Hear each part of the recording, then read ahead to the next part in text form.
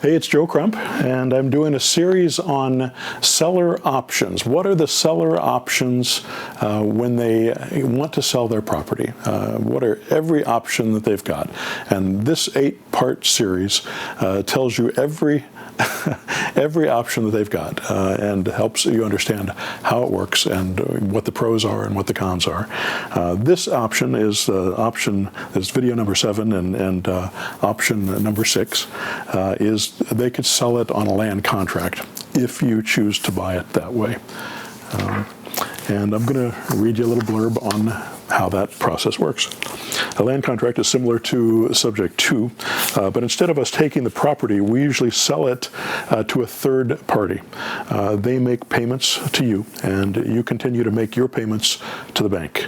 If they default, you would have the right to take the property back. The terms, price, and payments are all dictated by you, the seller. The pros to this is a great way to sell a house that needs work.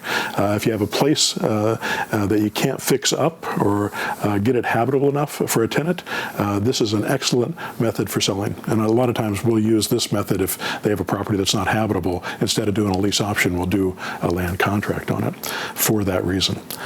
The downside is when you sell it this way, your name stays on the mortgage and you have to continue to make your payments. If the buyer defaults, you might have to go to court to get it back. This can take 1 to 3 months unless the buyer has more than 20% equity in the property. Usually an attorney can get this done for you inexpensively, but if this happens, you can sell it again to a new buyer, usually for more than you sold it previously, and still you won't have to do the repairs. The analysis is this is a good method for selling a house in poor condition because sometimes you can charge more than your monthly payment on your current mortgage and create some positive cash flow. It's also a good way to sell a property if you own it free and clear and you've got a lot of equity. It'll protect your equity and secure it with the title. It'll also give you income on that equity. We often sell our own properties this way and have had a lot of success with it. It turns you into a note holder and an investor rather than a landlord, and it keeps you from having to come up with a mortgage payment each month. You also don't have to manage the property or hire one if you do it this way. Selling on a land contract will make it possible for us to sell it quickly with our own online marketing techniques, usually within 30 days. There aren't many closing costs with this method either, less than $1,000 most of the time, sometimes zero. We use this technique for a lot of different situations, so if you think you might be right for you, let us know and we'll give you our opinion and our offer. Now, that's the typical line that we give. There's another way that we've been buying properties on land contracts that I keep for my portfolio. And we're doing this with low-priced properties, typically properties that are under $100,000, and most of them under $80,000. Sometimes, if you get a property for $30,000 or $40,000, and there's a lot of areas where you can do this, a lot of urban areas that you can do this, and there's a lot of rural areas that you can do this. There's a lot of small towns all over the country that have properties that you can buy, 3-bedroom, 1-bath houses that'll rent for $750 a month that you can get for $35,000 or $40,000 in reasonably good condition, not in terrible condition, that won't take much to clean them up. So what we'll do is we'll go in and we'll buy those properties on a land contract, let's say a $35,000 property on a land contract for $300 a month. And the way I come up with $300 a month is I'll take the rent, so let's say $750 is the rent, and $150 is the taxes and insurance, and let's say another $100 for property management, so $250 for that. That leaves me $500. I also want to get $200 for cash flow, just to make sure I have positive income on it. That would, if I subtract that from the $500, that'll bring me down to $300 a month that I could pay on this property.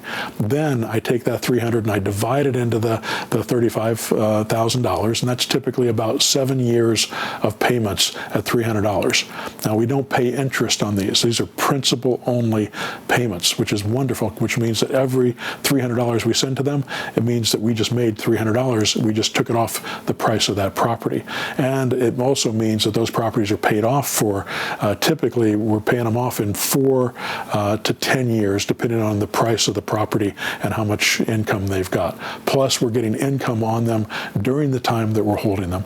Plus, we'll lease option those properties, so we get a lease option fee, and we typically, on a cheap property like that, we'll get between $3,000 and $5,000 in cash, and between $2,000 and $3,000 or $4,000 on a note. So that'll bring our income up. So let's say on a little $35,000 property, we're going to get $5,000 down payment, $3,000 in cash, $2,000 as a promissory note that they're going to make payments on of $200 a month, which will increase our cash flow by another $200 a month on that property, plus give us $3,000 in cash, which we probably have spent on fixing that property up to clean it up to get it sold. I typically spend more money on properties when I buy them because I want to get them into really nice condition, so maybe I will put $10,000 into their property.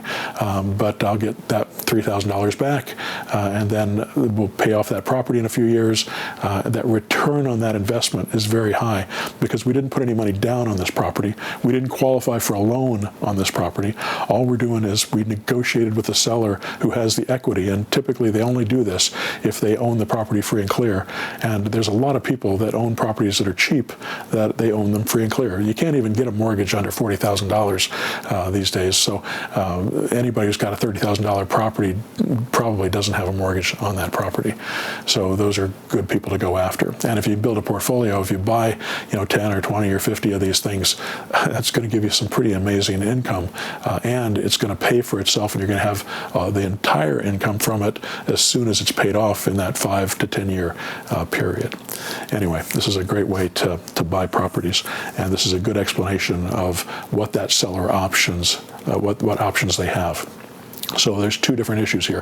One is buying those cheap properties, and the other is buying a property, helping somebody flip a property where you don't have to put money into it, but they can't sell it because it's not habitable, so you do it as a land contract, and because it doesn't have to be habitable to sell it on a land contract. It does if you're selling it on a lease option. All right, hope that helps.